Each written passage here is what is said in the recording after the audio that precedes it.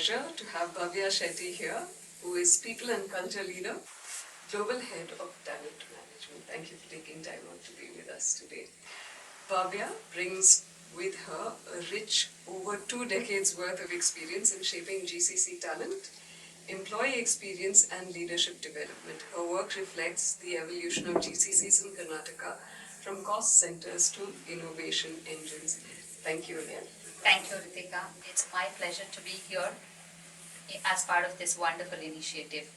Okay, so let's begin with the whole GCC evolution. Like you said, you've had a lot of time here in this whole industry.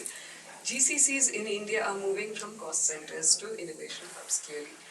How is this shift really influencing what kind of talent you're building? You rightly said, GCCs have been evolving big time, significantly over the last decade at least.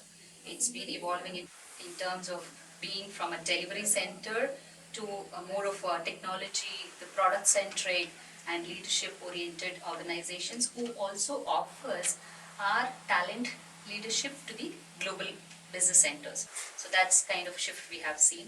When it comes to the talent adoption, so what we have seen earlier is GCCs were hiring people only for the execution and delivery models as such.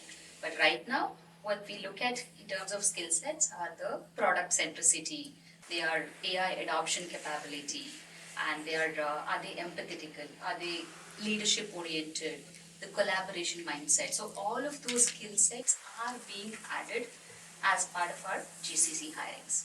And I think, like you said, adaptability is such a strong word. Now we're talking about whether it's AI and, moving from normal AI to agentic to how do you use that AI effectively without sort of plagiarizing every sentence that you speak, to even workspaces. Now we're talking about a potential shift to a lot more hybrid working, which we thought was over post-pandemic, and we'd all just started getting used to sort of going to office. When you're talking about employee experiences, what does a modern, meaningful employee experience look like for you? Especially when you're talking about a hybrid but global delivery environment. So the employee experience has shifted big time these days. It's not just about the benefits or the perks, the salaries that organizations offer. Employees, the Gen Zs especially, who come forward to work these days, I have seen their shift in terms of mindset. They look for the flexibility, they look for a purpose, so they would like to be part of a bigger picture overall. It's not just about like, what am I doing? It's like the work that I am doing, is it really calculating or meaningfully contributing to the bigger picture of the organization? Okay, if the organization has $100 million as a goal, so they would like to know the work that I am doing, how is it contributing over there? So it's a purpose. It's a purpose-driven organizations, the workforce that is going to be.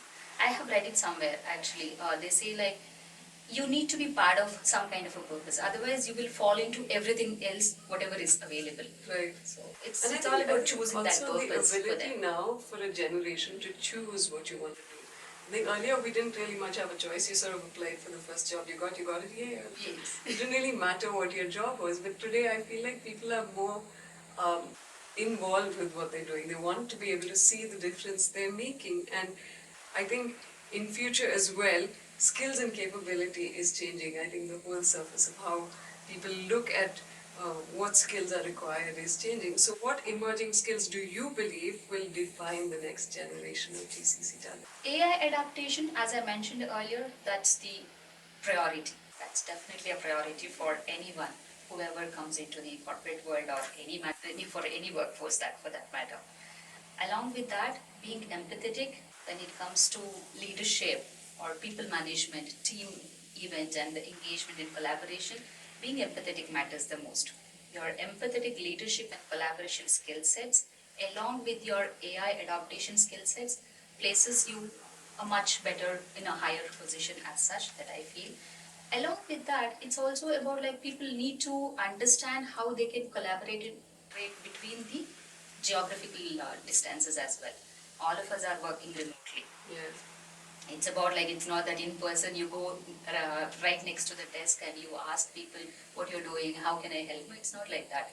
It's about like, okay, over the phone, over Teams call or Zoom calls, you need to show that empathy and then you need to be able to collaborate over a remote environment. That also plays even bigger role. And yeah, I think other than that, the product centricity, maybe people need to have cybersecurity awareness, the risk and I being in the risk and compliance industry, I do believe that people need to have a little bit of understanding about the risk compliance, how governance works. All of those things definitely plays a bigger And I think roles also are evolving with time, right? And a lot like how, you know, women can juggle so much. Women in leadership as well, whether structural or cultural shifts, are actually changing. What kind of shift do you think helps accelerate women's leadership skills in tech and the GCC? Women in leadership kind of evolved over a period of time now, for sure. Because more and more organizations are bringing in a lot of women leaders. They are promoting them to the board levels. I, being part of the executive leadership team at my organization, I can say like it's all about the environment the organizations build for women employees.